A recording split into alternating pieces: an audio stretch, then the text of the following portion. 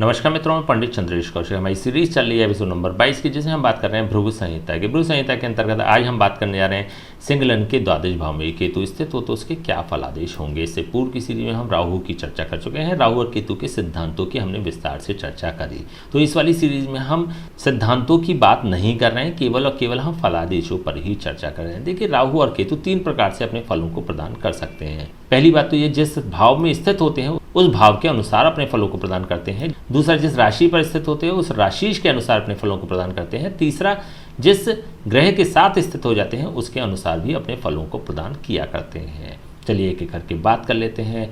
यहाँ पर केतु द्वादश भाव में स्थित है तो द्वादश भाव के फलों को यह प्रदान करने वाला हो जाएगा। द्वादश भाव होता है बाहरी स्थानों का, व्यय का और हानि का। व्यय को कराने वाला, हानियों को बढ़ाने वाला और बाहरी स्थानों से लाभान्वित करने वाला ऐसा केतु हो जाता है। केतु मोक्ष का कारक ग्रह माना जाता है। द्वादश भाव मोक्ष का कारक भाव माना जाता है। तो ऐसी स्थिति में मोक्ष प्रदाता ग्रह ऐसा केतु हो जाता है। यदि कुंडली में अन्य योग सकारात्मक होते हैं तो ऐसे लोग मोक्ष की प्राप्ति करने वाले भी हो जाते हैं। दूसरा, केतु जिस राशि में स्थित होता है उस राशि का स्वामी कुंडली में जैसा भी होता है वैसा ही केतु भी रिएक्ट करने वाला बन जाता है। इट मीन्स कि मान लीजिए यहाँ पर चंद्रमा, इट मीन्स की कुंडली में चंद्रमा जैसा भी होगा, जैसा भी रिएक्ट करेगा वैसा ही केतु भी अपने फलों को प्रदान करने वाला बन जाता है। मान लीजिए कि चंद्रमा नकारात्मक फल प्रदान करने वाला बन रहा है तो केतु भी नकारात्मक ही फल प्रदान करेगा। यदि चंद्रमा सकारात्मक फल प्रदान करने वाला बन रहा है तो केतु भी अपनी भोग दशा के दौरान सकारात्मक ही फल प्रदान करने वाला ग्रह बन जाता है। यदि चंद्रमा प्रथम भाव में स्थित हो जाता है तो ऐसी स्थिति में बाहरी स्थानों से ऐसा केतु लाभान्वित करने वाला व्यक्ति के लिए हो जाता है। इसी प्रकार से द्वितीय भाव में यदि चंद्रमा स्थित हो जाता है तो ऐसी स्थिति में व्यक्ति को बाहरी स्थानों से धन की प्राप्ति कराने वाला भी हो जाता है, धन संचय कराने वाला भी बन जाता है। यदि तृतीय भाव में ऐसा चंद्रमा स्थित हो जाता है तो मेहनत, परिश्रम, पुरुषार्थ और संघर्ष करने के पश्चात बाहरी स्थानों से व्यक्ति को लाभान्वित करने वाला ऐसा केतु हो जाता है। देखिए, जब कभी केतु द्वादश भाव में स्थित होता है तो व्यक्ति अपने लोकल काम करता है, अपने शहर में काम करता है तो लाभान्वित होने के अधिक योग नहीं बनते। देखिए, बेसिकली केतु के आधार पर नहीं बनते या केतु की भोग दिशा में विशेष रूप से नहीं बनते। तो बाहरी स्थानों से व्यक्ति यदि जुड़ जाएगा तो अधिक लाभान्वित होने वाला ऐसा योग हो जाएगा।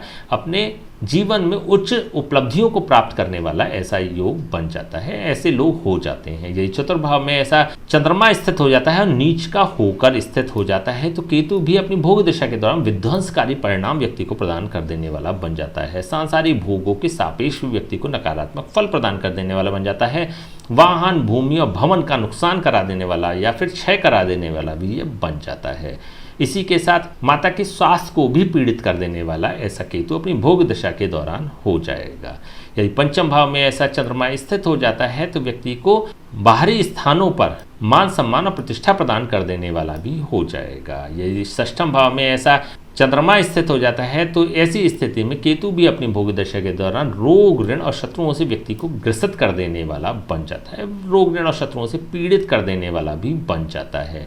अपनी भोग दशा के दौरान व्यक्ति को केतु से संबंधित पीड़ाएं प्रदान कर देने वाला ऐसा केतु हो जाएगा। इट मीन्स की यूरिन इन्फेक्शन की समस्या हो सकती है, यूट्रस की समस्या हो सकती है, प्रोस्टेट की समस्या हो सकती है अथवा किडनी से संबंधित किसी रोग को ये डायग्नोस कराने वाला भी अपनी भोग दशा के दौरान बन जाता है। यदि सप्तम भाव में ऐसा चंद्रमा स्थित हो जाता है तो ऐसी स्थिति में अपने जीवन साथी से पीड़ित होने वाले भी ऐसे योग हो जाते हैं।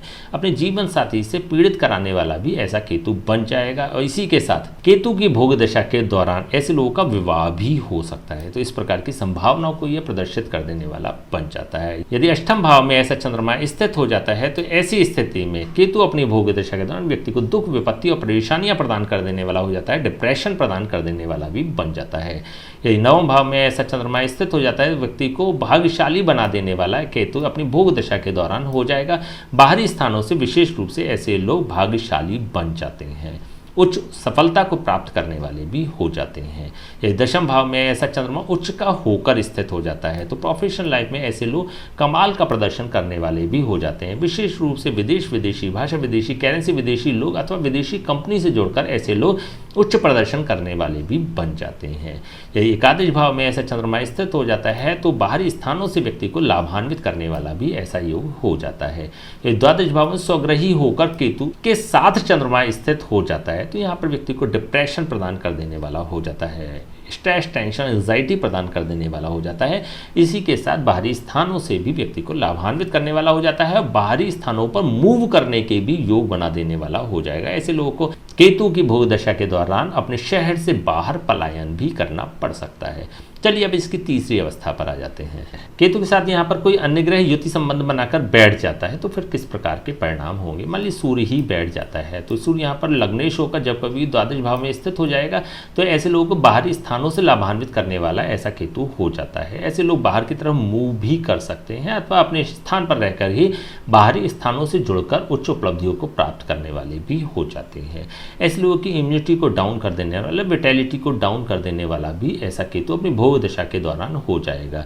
यही बुध स्थित हो जाता है तो बुध यहाँ पर द्वितीय भाव का स्वामी हो रहा है और एकादश भाव का स्वामी हो रहा है। इट मीन्स कि धन के सापेक्ष ऐसे लोगों को पीड़ित कर देने वाला भी हो जाता है और बाहरी स्थानों से धनार्जन कराने वाला भी यह बन जाता है। यदि ऐसे लोग अपने लोकल रहकर कार्य करते हैं, शहर में रहकर कार्य करता है तो व्यक्ति को अधिक धन हानि भी उठानी पड़ सकती है। यदि बाहर जाकर कार्य करते हैं तो ऐसे लोगों को उच्च लाभ भी प्राप्त हो जाता है।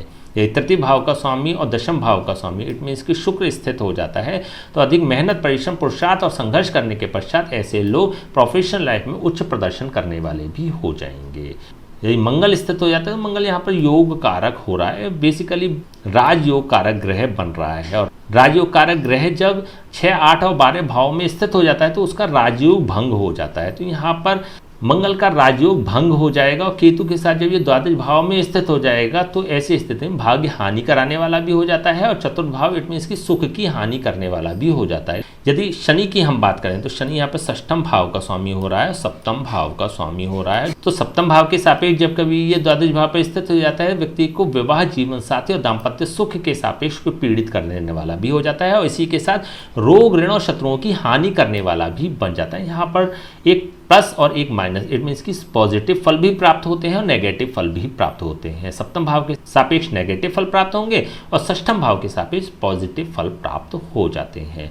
यदि गुरु स्थित हो जाता है तो गुरु यहाँ पर पंचम भाव का स्वामी हो रहा है और अष्टम भाव का स्वामी हो रहा है। जब ये द्वादश भाव में स्थित हो जाता है तो बाहरी स्थानों में व्यक्ति की मान सम्मान और प्रतिष्ठा की रक्षा करने वाला भी हो जाता है, व्यक्ति की मान सम्मान और प्रतिष्ठा को बूस्टअप करने वाला भी हो जाता है। अपने बुद्धि, ज्ञान और विवेक से ऐसे लोग उच्च सफलता को प्राप्त करने वाले भी हो जाएंगे। चलिए बात कर लेते हैं इसको उपाय, क्या उपाय हो सकते हैं जब कभी भी कुंडली में केतु की हम उपाय की बात करते हैं तो इससे पूर्व हमें 2 उपाय और भी करने होते हैं। पहला उपाय तो यह है कि केतु जिस राशि में स्थित हो रहा है उसके स्वामी की कुंडली में क्या स्थिति है। यहाँ पर हम बात कर रहे हैं चंद्रमा की। चंद्रमा कुंडली में जैसा भी होगा वैसा ही केतु फल प्रदान करेगा, यह बात हम पहले ही कर चुके हैं।